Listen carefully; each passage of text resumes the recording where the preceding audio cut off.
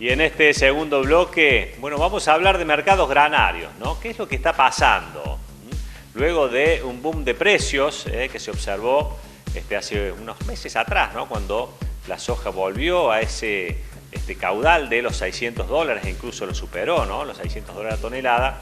Luego una baja y actualmente se encuentra ahí entre 500, $520. Bueno, ¿qué es lo que está pasando en este mercado granario? Lo conversamos con Enrique Erice, un reconocido especialista en mercados granarios que también estuvo en la jornada porcina de Oncativo. Él planteó una pregunta realmente sugestiva. ¿Se acabó la fiesta? Bueno, de esto hablamos. Interesante, la verdad que, bueno, primero, gracias por la comunicación y por la confianza, ¿no? Y un saludo a toda la audiencia. Pero la realidad es que primero hay que tener claro cómo es la historia. Arrancamos hace un año, la soja valía $300 en Chicago, y ahí se inició un rally de precios que es el quinto rally desde los últimos 30 años. Bien, todo un dato. Desde que existe China como demandante importante en el mercado, que esa es el gran... Tuvimos 5 rallies. Los anteriores 4 fueron por una crisis de oferta, que no es el caso de este rally.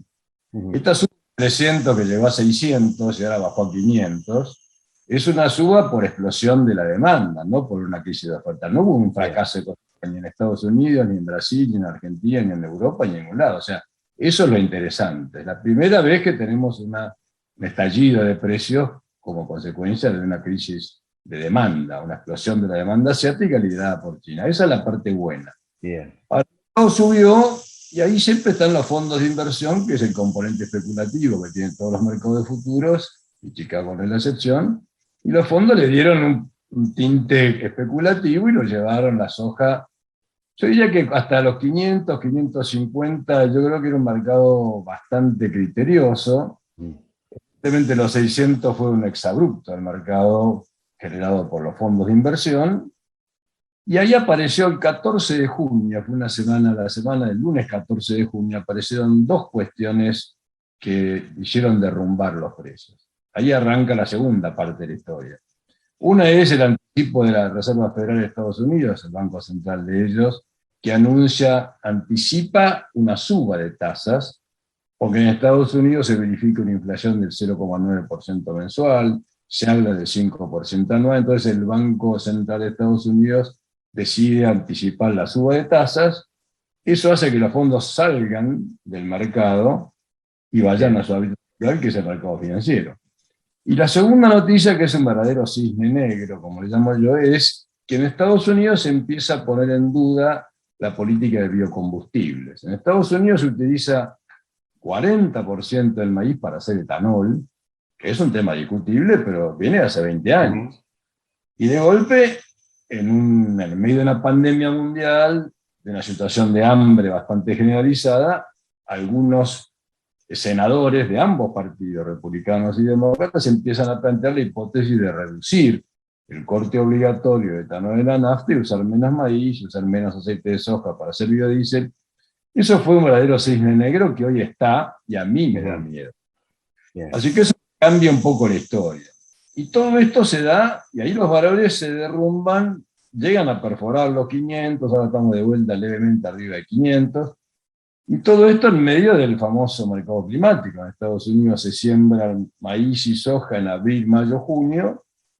El maíz ya pasó la etapa crítica de la floración, y los cultivos no están 10 puntos, yo diría que están 8 puntos. Y esta semana aparece la noticia de China, de que aparentemente había algunos rebrotes del virus en algunos lugares de China, con lo cual China estaría por cerrar sus fronteras. Hay especulaciones respecto de que podría bajar la demanda de alimentos o de importaciones de maíz y soja, porque caería el consumo de carne. Enrique, usted mencionaba un tema nodal, ¿no? Que este rally de precios se debe a una explosión de la demanda. Más allá de que China no pueda cerrar un poco a partir de un rebrote, pero la pregunta central, ¿esta explosión de la demanda indicaría una tendencia?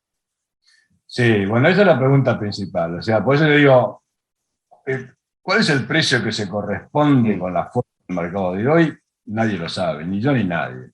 Bien. A mí me parece que el mercado está más cómodo con una soja de 500 y pico que con una soja de 400 y pico. Esta es una primera definición.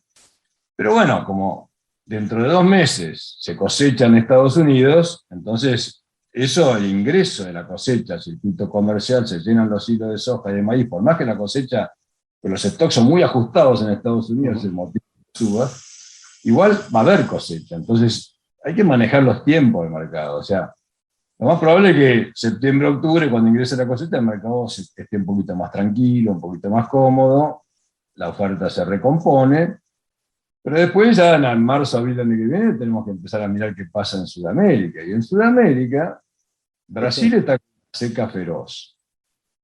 Y como yo digo, el Departamento de Agricultura de Estados Unidos, que es el que marca un poco el compás de los precios, el famoso USDA, el 12 de agosto, la semana que viene, es un informe crucial. Ahí va a decir el USDA cuánto va a ser la cosecha que está en trámite, si los rindes van a ser mejores o peores. Yo creo que tienen que ser peores que el año pasado porque los cultivos están peores. Pero bueno, el USDA a veces, no que dibuje los números, pero tiene estimaciones como para poner tranquilidad en el mercado, poner paño frío.